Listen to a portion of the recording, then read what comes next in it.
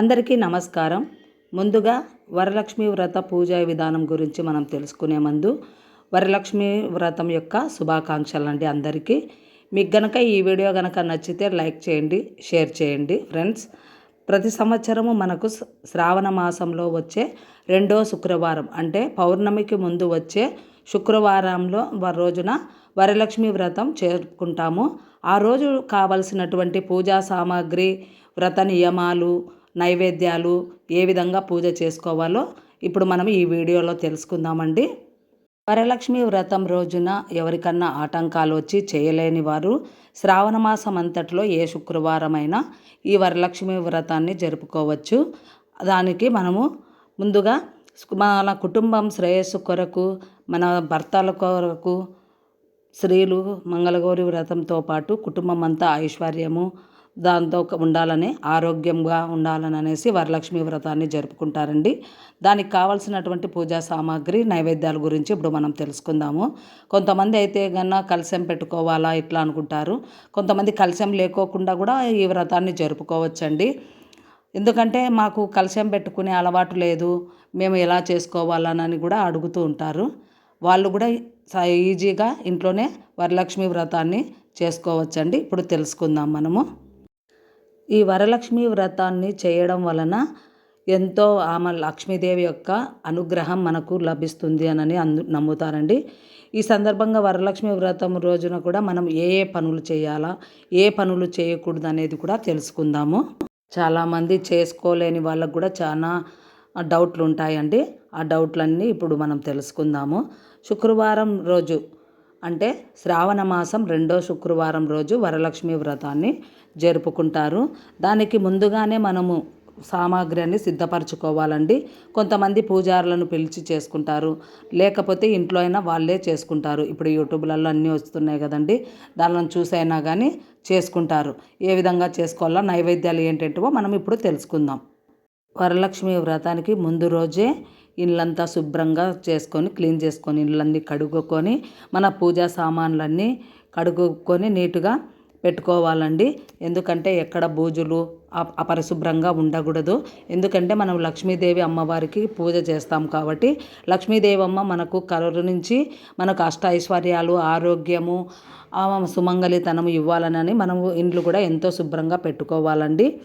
అలాగే ఈ గుమ్మానికి కూడా అండి, మనం గుమ్మం లక్ష్మీదేవితో సమానం అంటాం కదా, గుమ్మానికి కూడా బాగా చక్కగా పసుపు రాసి బొట్టు పెట్టుకోవాలి. ఇంట్లో మనకు ఏమన్నా కొంతమంది ఇళ్ళల్లో చేపలు అట్లాంటివి పెట్టుకుంటారండి, అవి కూడా ఏమి ఉండకూడదు. గుడ్లు, కూర అట్లాంటివన్నీ ఏమి వండుకోకుండా చూసుకొని చేసుకోవాలి. ఆ శుక్రవారం రోజు వ్రతం రోజు చేసే రోజు తెల్లవారుజామునే లేచి స్నానం చేసిన తర్వాత మనం ఇంటి ముందర అంతా ప్యాన్లు చల్లుకొని గుమ్మానికి పసుపు రాసి బొట్లు పెట్టుకొని నైవేద్యాలు మనము తయారు చేసుకోవాలండి. 5 రకాలు కానీ, 7 రకాలు కానీ, 9 రకాలు కానీ, 11 రకాలు కానీ, మీకు ఎన్ని రకాలు ఇష్టమైతే మీకు ఎంత చేయగలుగుతారో అన్ని రకాలు చేసుకోవచ్చండి. అందులో ముఖ్యంగా క్షీరాన్నము, బెల్లం పానకము, దద్దోజనము, పులిహోర అవి కంపల్సరీ అండి, మీరు చేసుకోవచ్చు. అలాగే శనగలు, వడపప్పు అలాగే పెట్టుకోవచ్చు. అన్ని ద్రాక్ష రసము, దానిమ్మ గింజలు అవన్నీ కూడా పెట్టుకోవాలండి. అలాగే మనకు ఇప్పుడు అవన్నీ తయారు చేసి పెట్టుకున్న తర్వాత మనము వ్రతానికి కావలసినటువంటి అమ్మవారిని ఎక్కడ పెట్టాలనేది అక్కడికి చాలా శుభ్రంగా పెట్టుకోవాలి. ముందుగా అక్కడంతా బాగా పసుపుతో అలికి అక్కడ ఒక పీఠం వేసుకొని దానిపైన అమ్మవారి విగ్రహాన్ని, పటాన్ని పెట్టుకునేట్లయితే, కలశాన్ని పెట్టుకునేట్ల ఏది పెట్టుకున్నా కానీ ముందుగా ఆ పీట పైన కొద్దిగా బియ్యం వేసి దానిపైన పెట్టుకోవాలండి. అలా ఆ పటానికి పూలు 5 రకాల పూలు ఉంటే మంచిది. అగరబత్తీలు, కర్పూరము, టెంకాయ, నిమ్మకాయలు, ఇంకా అలాగే దీపపు ఒత్తులు, మళ్ళీ కలశము పెట్టుకునేట్లయితే కలశము, లేకపోతే కన్నా దీపాంతులు అండి, మీరు 5 దీపాలన్నా పెట్టుకోవచ్చు, లేకుంటే 9 దీపాలైనా పెట్టుకోవచ్చండి. దానిలో ఒక్కొక్క దీపములో మాత్రము ఒక్క ఒత్తి వేయకూడదు, 2 ఒత్తులు వేసి అమ్మవారి ముందర పెట్టుకోవాలి. అలాగేనండి, ఇప్పుడు మనము వరలక్ష్మి వ్రతం చేసేటప్పుడు మనం పెట్టుకున్నటువంటి ఫోటోకి కానీ, కలశాన్ని కానీ మనం అమ్మవారిగా భావించి పూజ చేస్తాం కాబట్టి అమ్మవారిని మనం అక్కడ ఆవాహన చేసుకుంటాము అన్న విధంగా మన మనసులో తలంపు ఉంటుంది. అదేవిధంగా అక్కడ అమ్మవారికి పసుపు, కుంకుమ, చీర, గాజులు కూడా సిద్ధపరచుకోవాలి. ధూపం వేయడానికి సాంబ్రాణి, అలాగే మామిడాకులు, తమలపాకులు, వక్కలు, దీపపు ఒత్తులు, దీపాలు అన్నీ పెట్టుకోవాలండి. అన్నీ పెట్టుకున్న తర్వాత మనము పీటకు నిమ్మకాయల హారం కూడా వేసుకుంటే కూడా మంచిదండి. ఎందుకంటే అమ్మవార్లకు అన్ని ఎక్కడ చూసినా కానీ నిమ్మకాయల హారాన్ని వేస్తారు అమ్మవారికి. అలాగే మనము పిలిచేటటువంటి ముత్తైదువులు 5 మందిని కానీ 7 మంది కానీ 9 మందికి కానీ వాళ్ళకు మనం ఇచ్చేటటువంటి వాయనానికి జాకెట్లు కానీ పెట్టుకున్నప్పుడు శనగలు, ఒక్కలు కూడా పసుపు కొమ్ములు కూడా వాళ్ళకి ఇస్తే చాలా మంచిదండి. అలాగే మనము వ్రతం చేసేటప్పుడు మన చేతికి తోరణాలు కట్టుకుంటాము. అవి కూడా 9 మన ఇంట్లో ఎంతమంది ఉంటారో అన్ని దారాలు రెడీ చేసుకొని ఎవరికన్నా వాయనంగా ఇచ్చే వాళ్ళకు కూడా మనం రెడీ చేసుకోవచ్చు. వాటికి వరలక్ష్మి వ్రత బుక్కులో ఒక శ్లోకాలు ఉంటాయండి. 9 ముడులు ఒక దారానికి ఒకరికి 9 ముడులు, ఒక్కొక్క ముడు వేసేటప్పుడు ఒక్కొక్క మంత్రం జపిస్తూ ముడులన్నీ వేసుకొని అక్కడ సిద్ధపరచుకోవాలి. అలాగే మనం ముందుగా తయారు చేసుకున్నటువంటి నైవేద్యాలన్నీ కూడా అమ్మవారి ముందు మనం పెట్టుకోవాలి. మామిడాకుల తోరణాన్ని కూడా మన గుమ్మానికి కట్టుకోవాలండి. అలా కట్టుకున్న తర్వాత మనము పూజకు కూర్చునేటప్పుడు ఇవన్నీ ముందుగానే సిద్ధపరచుకోవాలి. అలాగే పంచామృతం అండి, పంచామృతంతో చివరిగా అమ్మకు అభిషేకం చేస్తాం కదా, అందుకని పంచామృతాన్ని కూడా సిద్ధపరచుకోవాలి. ఇంకా కొన్ని రకాల పండ్లు కూడా 5-6 రకాల పండ్లు కూడా మనము పెట్టుకోవచ్చు. దీపపు ప్రమిదలు కూడా మనం 5 కానీ 9 కానీ 11 కానీ మనము అమ్మవారి పటం ముందర మనము వెలిగించుకోవచ్చండి. కానీ ఒక్కొక్క ప్రమిదలలో 2 ఒత్తులు వేసుకోవడం శ్రేష్టమండి.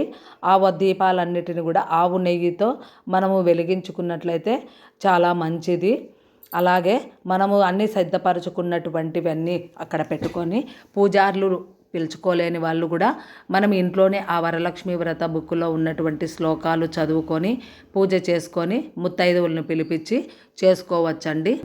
మనం తయారు చేసుకున్నటువంటి నైవేద్యాలు అండి, క్షీరాన్నము, బూరెలు, పులిహోర, దద్దోజనం, చక్కెర పొంగలి, ఇట్లా ఏవైనా మీకు నచ్చిన రకాలన్నీ చేసి అక్కడ పెట్టుకోవచ్చు.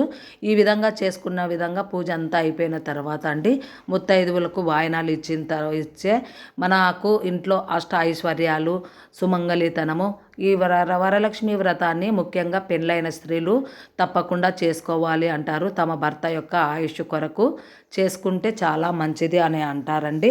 ఈ విధంగా చేసుకోవడం వల్ల భర్త ఆయుష్ అనే కాదండి, మనకి ఇంట్లో మన పిల్లలకు మనకు అందరికీ ఆరోగ్యము అన్నీ కలుగుతాయండి. అలాగే మా విగ్రహము లేని వాళ్ళు పంచామృతంతో అమ్మవారికి అభిషేకం చేసినాము అనుకొని ఒక ప్లేట్లో మనం కొంచెం ఇలా వదలాలండి. పసుపు, కుంకుమ, గంధముతో కూడా అమ్మవారి పటాలకి మనము అభిషేకం చేసుకోవచ్చు. అలాగే ఏనుగులు 2 ఏనుగులు అభిషేకం చేస్తున్నటువంటి విగ్రహాలు చాలామంది ఇళ్ళల్లో ఉంటాయండి. ఒకవేళ లేని వాళ్ళు కూడా మా దగ్గర లేవు అనని ఏమి బాధపడకండి. 2 పసుపు కొమ్ములను తీసుకొని అమ్మవారి ముందు పెట్టినట్లయితే అది కూడా ఎంతో మంచిదండి. ఆ విధంగా మనము అభిషేకం చేసుకునే ముందు పెట్టుకోవాలి. అమ్మవారికి పూజ మొదలు మనం పెట్టకముందు మన ఇంట్లో తులసి చెట్టు ఉంటే తులసి చెట్టుకు పూజ చేసి వినాయకుడి పసుపు ముద్దతో వినాయకుని మాదిరిగా మనం అనుకొని ఫస్ట్ వినాయకునికి పూజ చేసిన తర్వాత నారాయణుడు విష్ణుమూర్తికి మనము పూజ చేసి తర్వాత అమ్మవారికి పూజ మనము చేయాలండి. అలా పూజ చేయడం వల్ల అమ్మవారు ఎంతో సంతోషిస్తారు. అమ్మవారిని అక్షింతలతో కానీ ఎర్రని పూలతో కానీ మనము అష్టోత్తరంగా అమ్మవారికి మంత్రాలు వరలక్ష్మి వ్రత బుక్కులోని మంత్రాలు మనం శ్లోకాలు చెప్పుకుంటూ అమ్మవారి మీద అభిషేకం చేయాలండి. అలా చేసుకున్న తర్వాత వస్త్రం సమర్పయామి అన్నప్పుడు మనము అమ్మవారికి పెట్టాలనుకున్నటువంటి చీర, జాకెట్లు, పసుపు, కుంకుమ, గాజులు, అవన్నీ దారము మనం అన్నీ పెట్టుకునేటువంటి అన్నీ అక్కడ పెట్టాలండి. అలా అమ్మవారికి సమర్పించినటువంటి చీరను మనం వచ్చినటువంటి ముత్తైదువుకైనా వాయనంగా అయినా ఇవ్వవచ్చు, లేదా మనమైనా ఉంచుకోవచ్చండి. వచ్చినటువంటి ముత్తైదులకు జాకెట్టు, పసుపు, కుంకుమ, గాజులు, దారము, అలాగేనండి కొద్దిగా శనగలు దానంగా ఇవ్వడం వలన, వాయనంగా ఇవ్వడం వలన మనకు ఎటువంటి ఆరోగ్య సమస్యలు అవన్నీ రావనని చెప్తారండి.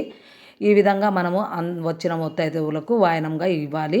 ఆ రోజంతా ఉపవాసము ఉండేవాళ్ళు ఉండొచ్చండి.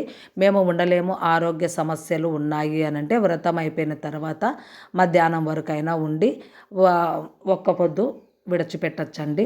ఆ రోజు మంచం పైన పడుకోకూడదండి.